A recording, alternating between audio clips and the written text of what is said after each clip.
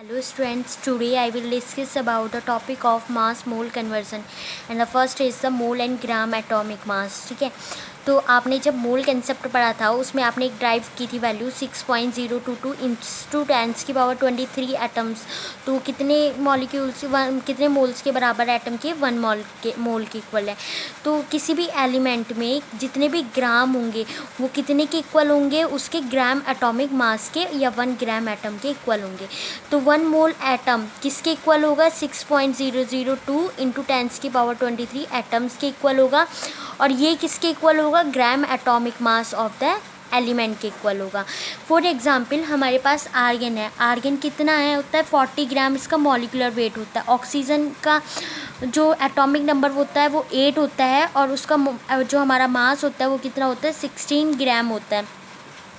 Next होता है sodium, sodium का जो एटॉमिक नंबर होता है वो 11 होता है और जो इसका एटॉमिक मास होता है वो 23 ग्राम होता है। ये किसके इक्वल होते हैं, 6.022 इन 10⁻23 एटम्स के इक्वल होते हैं। ठीक है, मोल एंड अब नेक्स्ट है आपका मोल एंड ग्राम मॉलिकुलर मास। इसमें क्या होता है, जो 1 मॉलिक्यूल है मतलब कोई भी 1 मॉलिक्यूल है मॉलिक्यूल्स का, तो वो किसके इक्वल होगा, 6.02 इंटू 10⁻23 मॉलिक्यूल्स इक्वल होगा और वो किसके इक्वल होंगे, ग्राम मॉलिकुलर मास के इक्वल होंगे। ठीक है, फॉर एग्जांपल जैसे मैंने H2 वाटर ले लिया तो क्या होता है 1, तो इसका हाइड्रोजन का एटॉमिक मास जो होता है वो कितना होता है 1 होता है। अब जब हम इसको कितने मॉलिक्यूल्स दे रखे हैं, 2 मॉलिक्यूल्स दे रखे हैं तो 2 से मल्टीप्लाई कर देंगे। हमको पता है ऑक्सीजन का कितना होता है मॉलिक्यूलर मास 16 होता है, तो 2 1 ज़ा 2 एंड 16 इन दोनों को प्लस कर देंगे, 16 to 18 हो जाएगा। ये किसके इक्वल होगा, 6.022 इंटू 10⁻23 मॉलिक्यूल्स के इक्वल होगा इसका भी। ठीक है, अब जैसे हमारे पास है carbon dioxide, we know that the atomic mass of carbon C का कितना होता है 12 और ऑक्सीजन की कितने होते हैं 16 होते हैं। 2 मॉलिक्यूल्स हैं तो जितने मॉलिक्यूल्स होते हैं हम उनको उनसे मल्टीप्लाई कर देते हैं, है ना। और जब हमें दूसरे एटम होते हैं तो वहाँ प्लस हो जाते हैं। तो 12 + 16 2 ज़ा 32, इन दोनों को प्लस किया तो 44 ग्राम आ गया। ये किसके इक्वल होंगे, इस वैल्यू के इक्वल होंगे। नेक्स्ट क्या है कि mole concept is applied to ionic compound. जो मोल कंसेप्ट होता है वो आयनिक कंपाउंड्स पे अप्लाइड होता है। अगर हम आयनिक कंपाउंड्स पे अप्लाइड होता है, अगर ये किस पे मॉलिक्यूल्स पे अप्लाइड नहीं होता है, जो पॉजिटिव और निगेटिव होते हैं उन पे ही अप्लाइड होता है। ठीक है, जो मास होता है वो कितना होता है 6.02 इंटू 10⁻23 फार्मूला यूनिट्स के होते हैं और 1 मोल फार्मूला यूनिट्स के। Any ionic substance in gram is equal to the gram molecular mass. अब आपको ये एग्जाम्पल से ही समझ में आएगा। जैसे हमारे पास है सोडियम क्लोराइड है, तो हम सबको पता है कि सोडियम का कितना होता है मास 23 होता है एंड क्लोरीन का कितना होता है 35.5 होता है।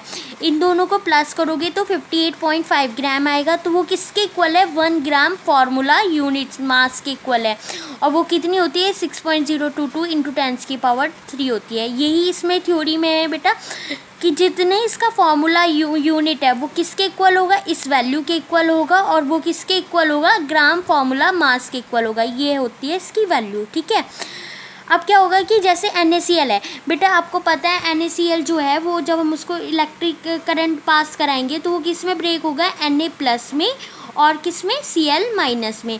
तो जो Na है उसमें कितने आयन होंगे 6.022 into 10⁻23।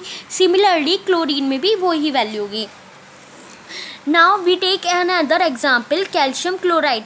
We know that the atomic mass of calcium is 40 and the chlorine is 35.2 and there is a 2 molecules of chlorine, so we multiply here।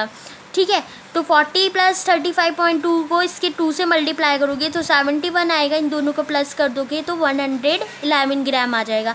तो जब हम इसको ब्रेक करते हैं तो किसमें टूटते Ca+ और कैल्शियम के कितने मॉलिक्यूल्स हैं 2Cl। ठीक है, अब ये माइनस में तो टूटेगा C+। अब हमारे यहाँ पे क्या करते हैं कि माइनस के तो यहाँ 2 हो गए, लेकिन यहाँ पे कैल्शियम के कितना सिर्फ 1 है ना, तो इनको बैलेंस करने के लिए यहाँ तो हमें 2 माइनस के मिल गए, यहाँ सिर्फ 1 है तो हम यहाँ 2+ के लगा लेते हैं ताकि बैलेंस हो जाए इक्वेशन। ठीक है, तो कैल्शियम के 2+ मॉलिक्यूल्स वो कितने के इक्वल होंगे, इस वैल्यू के इक्वल होंगे और क्लोरीन के -1 आयन किसके इक्वल होगा, इतने के इक्वल होगा। ठीक है, अब नेक्स्ट है कि मोल इन टर्म्स ऑफ वॉल्यूम। अगर हम किसके वॉल्यूम के टर्म में निकाल रहे हैं मोल्स को, तो क्या होगा, volume of one molecule, one mole of any substance. जो भी वन मोल का एनी मतलब वन मोल का वॉल्यूम है किसी भी सब्सटेंस में, उसको हम उसकी मोलर वॉल्यूम कहते हैं। जो वॉल्यूम होती है गैस की, वो किस पे कंसाइडली चेंज होती है, टेम्परेचर पे और प्रेशर पे। मॉलिक्यूलर मास जो होता है वो किसके इक्वल होता है, मोलर वॉल्यूम इनटू डेंसिटी के प्रोडक्ट पे इक्वल होता है। अगर हमको वॉल्यूम निकालनी है तो डेंसिटी अपॉन मास कर देंगे सिंपली।